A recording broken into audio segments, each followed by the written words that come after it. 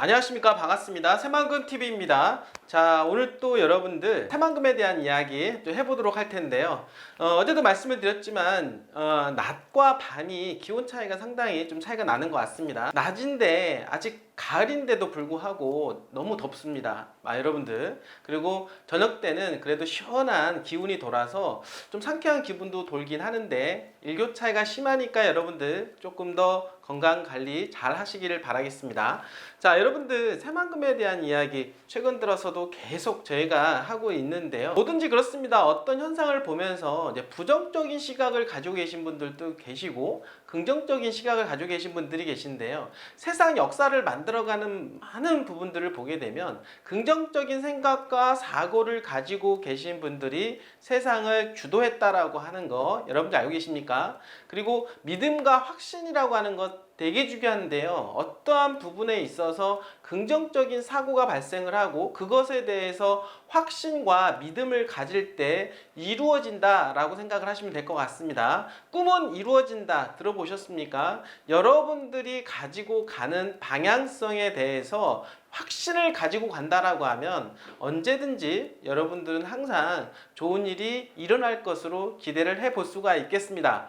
여러분들 새만금 부정적으로 보이십니까? 긍정적으로 보이십니까? 저는 새만금에 대해서 너무나 많은 정보를 가지고 여러분들한테 드리고 있는데요. 하면 할수록 보면 볼수록 새만금에 대한 매력은 정말 대단하다라고 볼 수가 있겠습니다. 일단은 그 만들어진 광활한 면적의 스케치북에 무엇을 채워나갈 것인가에 대한 부분들, 대한민국의 미래상이 거기에 다 있지 않을까 생각을 하게 됩니다. 새만금은 다각도로 계속해서 연구가 되는 지역이라고 볼 수가 있겠는데요. 물론 최근에 잼버리 사태로 인해서 부정적인 시각이 나타난 듯 하지만 결국에는요, 새만금은 기업들이 주도하는 곳으로 발전할 수밖에 없다라는 거 생각을 해보시면 좋을 것 같습니다. 2차 전지 특화단지가 지정이 되면서 일자리가 창출이 되고 수많은 기업들이 더욱더 몰려올 수 있는 가능성이 기대가 되는 곳이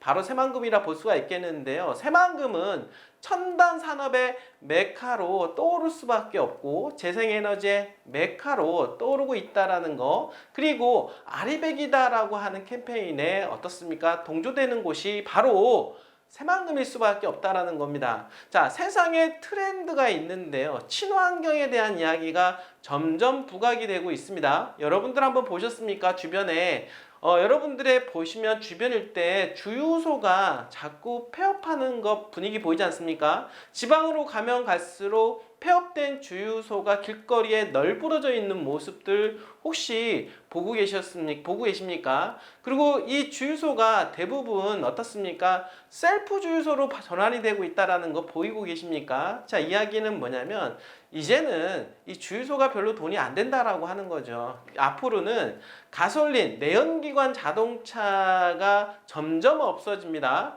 유럽은 좀 더 속도가 더 빨라진다고 볼 수가 있겠는데 왜 이런 일이 벌어질까요? 자, 그러면서 점점 내연기관에서 전기 자동차로 지금 바뀌고 있다 라고 볼 수가 있겠는데요. 그러다 보니까 전기에 관련된 2차 전지에 관련된 기업들의 성장성이 폭발적으로 여러분들 이 성장세가 보인다라고 말씀을 드려보도록 하겠습니다. 이런 것이 하나의 트렌드라고 볼 수가 있겠는데요.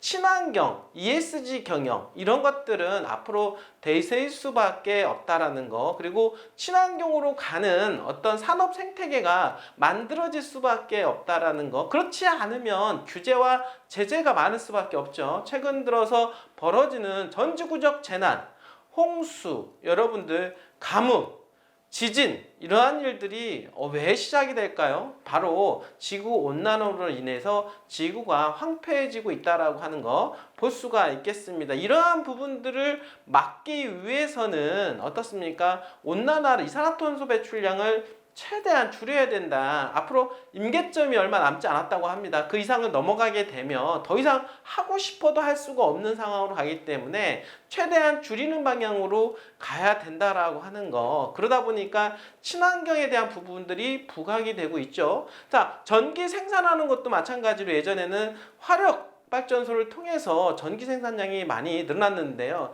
이 문제는 이 화력발전소가 어떤 문제가 생겼습니까? 바로 환경오염의 주범이었다라고 하는 것이죠. 지구온난화를 좀 더 가속화시키는 주범이었죠. 그러나 에너지를 많이 만들기에는 가장 좋긴 한데 문제는 환경에 문제가 생겼다라고 하는 거. 자, 그러다 보니까 어떻습니까? 점점점 재생에너지, 우리가 말하는 태양광 또는 어떻습니까? 수상 이런 쪽으로 만들어져 가는, 이렇게 해서 만들어지는 전기 에너지를 통해서 기업들한테 공급하는 그러한 방향성으로 지금 가고 있지 않습니까? 그리고 어떻습니까? 요즘에는 원전이 또다시 부각이 되고 있는데, 원전이 좀 힘들어질 수도 있습니다만 사람들한테는 해로울 수도 있겠지만은 에너지를 생산하는 부분에 있어서 어떻습니까? 친환경적이기도 하고 어떻습니까? 에너지를 저비용으로 많이 만들어낼 수 있다라고 하는 비용적인 부분에 있어서 효율적이기 때문에 한쪽은 원전, 또 한쪽은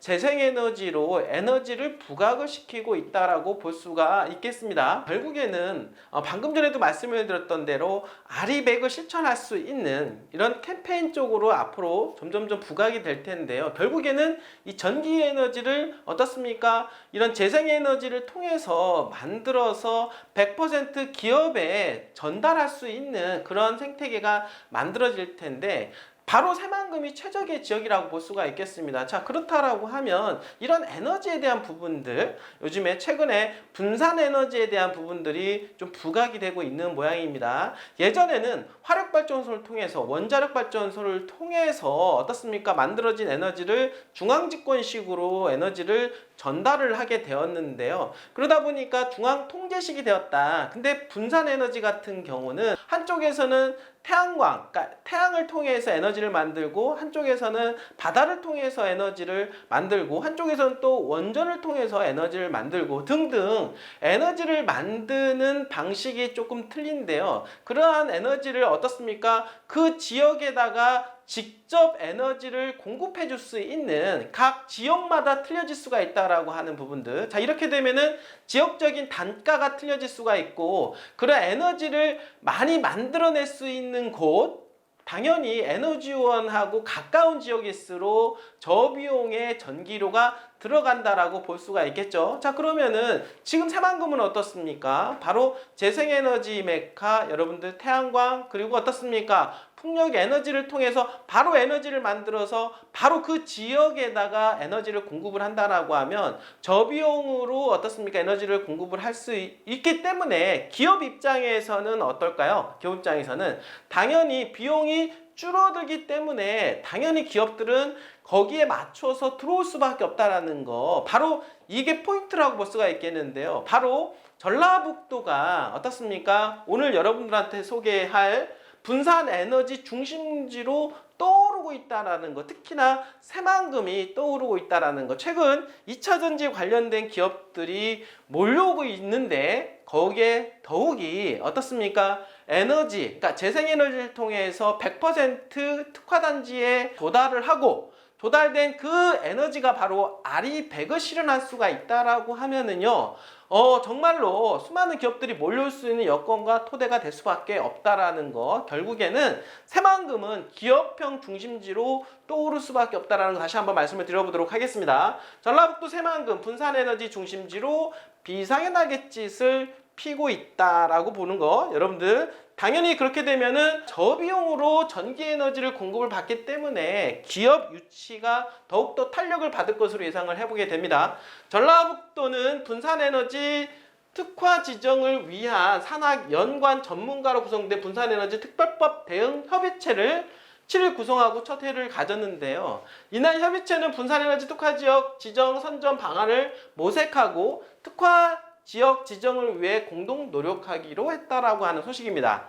자, 분산에너지 특화 지역에는 전력 시장을 거치지 않고 바로 발전 사업자가 생산한 전력을 도민뿐만 아니라 바로 기업에도 직접 공급할 수가 있다라는 거. 그러니까 중간에 이제 소매점을 거치지 않고, 한마디로 말해서 어떻습니까?